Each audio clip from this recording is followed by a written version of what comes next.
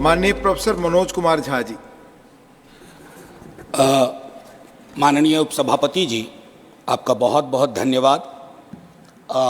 मैं सिर्फ ये कहना चाहूँगा, आज सुबह जब पता चला कि economic situation in the country पर शॉर्ट ड्यूरेशन डिस्कशन है, तो मुझे कभी नहीं लगा था कि हमारी पूरी बातचीत टैक्सेशन, फॉरेन एक्सचेंज रिजर्व्स और वगैरह वगैरह की चीज़ों में रहेगी। अर्थव्यवस्था का वो एक चेहरा हो सकता है, लेकिन एक जनप्रतिनिधि जो राज्यसभा और लोकसभा में बैठे हुए हैं, उनके लिए आर्थिक परिस्थिति पे जब हम बात करते हैं ना, तो सर सबसे पहले गरीब की थाली नजर आती है।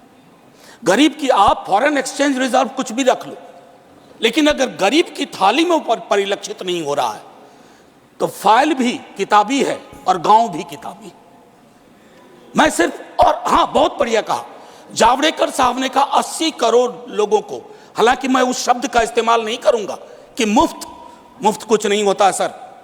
मैं कई बार सदन में बोल चुका हूं, अगर 80 करोड़ लोगों को आपको अनाज देना पड़ रहा है, तो मुझको अर्थव्यवस्था पर कोई टिप्पणी नहीं करनी है कि आर्थिक परिस्थिति क्या है, कितनी समावेशी है, वगैरह वगैरह।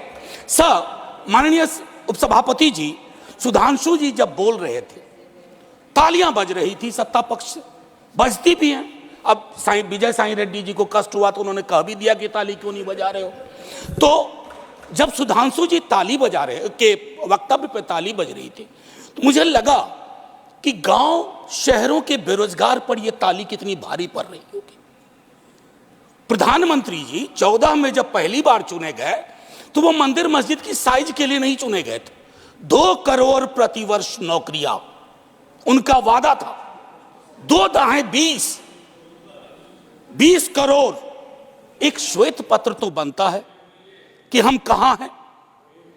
सर, माननीय उपसभापति महोदय, मैं कुछ चीजें आपके मध्य, क्या ऐसा तो नहीं है कि हम मानव विहीन और मानवीयता विहीन ग्रोथ स्टोरी के पक्ष में भजन गा रहे हैं, करतल ध्वनि कर रहे हैं? सर, कोई भी वैसा ग्रोथ जो फेसलेस हो, जॉबलेस हो, उस ग्रोथ से देश की हकीकत नहीं बदलती है। सर, बड़ी बड़ी बात लोग कर रहे थे। अभी पिछले महीने ये खूबसूरत किताब आई है, वेल रिसर्च्ड। आधी किताब में सर रेफरेंस है, ये है अनइक्वल। सर, हम किन देशों से पीछे हो गए हैं पता है? छोड़िए अमेरिका यूरोप की बात, बांग्लादेश और नेपाल इनकम इनइक्वालिटी को एड्रेस करते हुए मानवीय सूचकांक में हमको पीछे छोड़ चुका है। ये है सर दस्तावेज, ये अनइक्वल स्वाति नारायण की। बीते दिनों बिहार में एक जातिगत सर्वेक्षण हुआ। मैं चाहूंगा तमाम हमारे भाजपा के मित्र, उनको ना उससे मतलब ना हो, उसके प्रति विरोध हो, लेकिन एक बार उस दस्तावेज को पढ़िए, क्योंकि उन आंकड़ों में नंबर के बाद आर्थिक सामाजिक परिवेश भी जाहिर हुआ है। और तब प्रधानमंत्री जी, पुनः ले जाऊंगा 14 में बिहार गए थे, बिहार को स्पेशल स्टेटस की बात वो करके आए थे, हाजीपुर, दरभंगा, पटना। सर, बिहार को आपकी जरूरत है माननीय सत्ता पक्ष। बिहार के पास रेवेन्यू के साधन कमतर हैं। बिहार को लेबर सप्लाई स्टेट के नजरिए से मत देखिए, बिहार को स्पेशल स्टेटस दीजिए।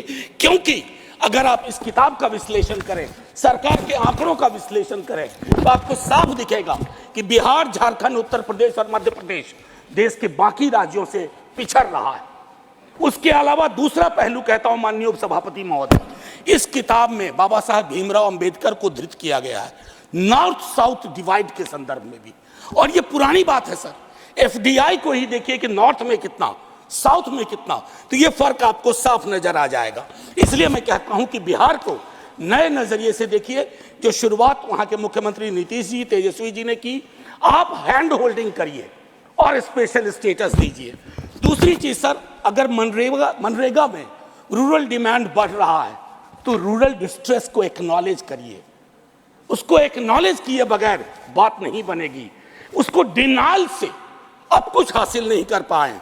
पॉवर्टी इंडेक्स पर आपने कई वर्षों से काम नहीं किया। आप आंकड़ों के बारे में, तो सरकार का दृष्टिकोण है कि विश्व के टिम्बकटू में अगर एक आंकड़ा पक्ष का कोई बोल दो तो उसको प्रदर्शनी लगा देंगे। अगर कोई आंकड़ा सरकार को असहज करता है, कहेंगे हम तो इसको मानते ही नहीं है, इनकी तो मेथोडोलॉजी खराब है। साहब नहीं, ये डिफरेंशियल दृष्टिकोण मत रखिए। हंगर इंडेक्स पे खुल के कहिए हम मीट नहीं कर पाए हैं। ये सत्ता पक्ष और विपक्ष का मामला नहीं है, ये मामला है हमारे कलेक्टिव फेलियर का। हमें एड्रेस करना होगा। आपको असल में लग गया सर, बस 1 मिनट लूंगा माफी के साथ। सर, आपको असल में लगता है कि आप इनकम इनइक्वालिटी की बात ना करें, पॉवर्टी रिडक्शन की बात ना करें, अनएम्प्लॉयमेंट एड्रेसिंग की बात ना करें, चुनाव आप फिर भी जीत जा रहे हैं। मैं मानता हूं आपने वो तिलिस्म विकसित कर लिया है कि समस्याओं को एड्रेस किए बगैर भी चुनाव कैसे जीते जा सकते हैं। लेकिन जिन बोतल से निकला ये जिन देश पर बहुत भारी पड़ने जा रहा है। वेल्थ टैक्स को लेकर के, इनकम इनइक्वालिटी को लेकर मैंने कहा वेल्थ टैक्स 16 में आपने अबॉलिश कर दिया।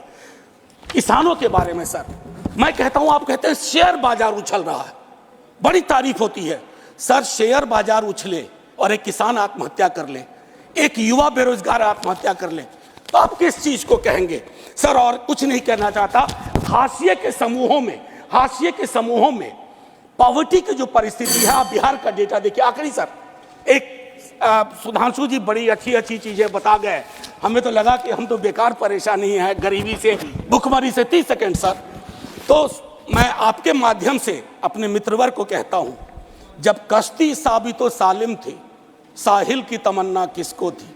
अब ऐसी शिकस्ता कश्ती पे साहिल की तमन्ना कौन करे? जय हिंद सर। थैंक यू, धन्यवाद प्रोफेसर मनोज कुमार झा जी।